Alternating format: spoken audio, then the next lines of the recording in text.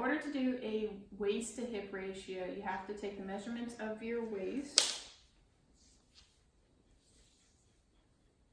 Should be 28, and then you take the measurement of your hip, and that is 36, and then you divide the waist by the hip, and in my case you get 0.8. Anatomical position is where you're standing erect, your palms are facing forward, all limbs are extended, and the fingers are together. Okay, the waist is superior to the foot, the ankle is inferior to the knee joint, the patella is located on the anterior side, the scapula is located on the posterior side, the pinky is more medial than the thumb, and the radius is more lateral than the ulna. The humerus is more proximal than the radius and ulna, the tibia is more distal from the femur, the rectus femoris is more superficial from the femur, and the humerus is more deep than the biceps brachii. The sagittal plane divides into right and left halves. The frontal plane divides into anterior and posterior parts. And then the transverse divides into superior and inferior. The medial-lateral axis runs horizontally side to side and is perpendicular to the sagittal plane. The anteroposterior axis runs horizontally front to back and is perpendicular to the frontal plane.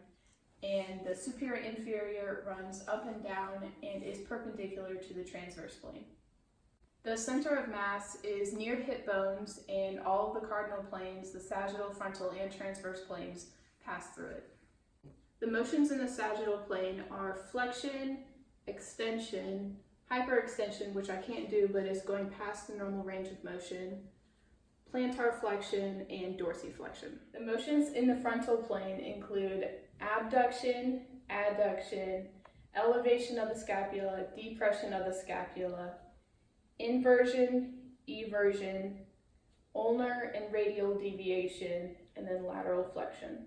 The motions in the transverse plane are rotation to the right, rotation to the left, external rotation, internal rotation, protraction, retraction, pronation, and supination. Motions that occur in multiple planes are circumduction, and then supination and pronation. Serving a tennis ball is a close skill because it's done under a standard environment. Fielding a baseball under competition is an open skill because the environment is constantly changing. Jumping from one spot to another can be considered motion because it is change in position with respect to spatial and temporal frames of reference. Pushing a box in one direction is translational motion because it's moving in one plane and all the system is moving in one direction at the same time. Throwing a ball in a straight line is rectilinear translation because the system is moving in a straight line. Throwing a ball on a curved man is curvilinear translation because the system follows a curved line. Swinging a bat is rotational motion because the system is restricted to spin around one axis. Walking is a general motion because it's a combination of translation and rotation. Throwing a football is a discrete skill because it has a definite beginning and definite end. Running is a continuous skill because it doesn't have a definitive beginning or end. Gymnastics is a serial skill because it may appear to be continuous, but is really a combination of discrete skills. Kicking a ball can be a simple kinetic chain because it has no more than 2 linkages.